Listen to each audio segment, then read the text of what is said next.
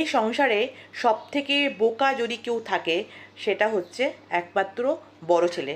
বড় ছেলে আমরা জানি বাবার পরে বড় ছেলের স্থান। বড় ছেলের দায়িত্ব পুরো সংসারে কাঁধে এসে পড়ে। সে তখন ছোট ছোট ভাই বোনেদের কথা মাথায় রেখে কী করে টাকা পয়সা অর্জন করতে হবে, কোত্থেকে টাকা পয়সা আনতে হবে, তার মুখে কী খাবার তুলে দিতে হবে, লেখাপড়া উচ্চশিক্ষিত করে তোলা, সব কিছু কিন্তু সে বড় ছেলেটা কাঁধে নিয়ে থাকে। সে কিন্তু তার নিজের কথা চিন্তা করে না। কিন্তু দিনের শেষে সে কী পায়?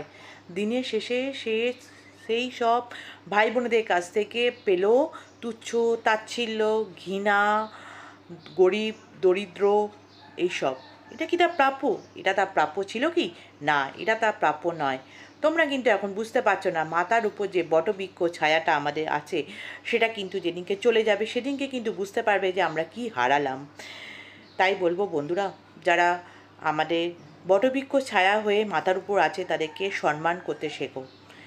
একটা কথা মাথায় রেখো, তুমি কিন্তু তাদের খাচ্ছ, সে কিন্তু তোমাদের কিন্তু খায়নি। তাই তার যেটুকুনি সম্মান পাওয়ার যোগ্য সেইটুকুই তাকে সম্মান করো। কারণ একটা কথা মাথায় রাখবে পাশাপাশি, যে সে আমাদের কথা চিন্তা করছে, ছোটো ছোটো ভাই বোনেদের কথা চিন্তা করে নিজের জন্য কিচ্ছু করেনি। নিজের চামড়া খসে পড়লেও তাদের কিন্তু সম্মান থাকে না। এই সম্মানটা তার প্রাপ্য। কিন্তু যদি কোনো ছোটো ভাই বোনেরা যদি কোনো কাজ করে থাকে সেটা কিন্তু আমরা মনে রাখার চেষ্টা করি, তার নাম করি।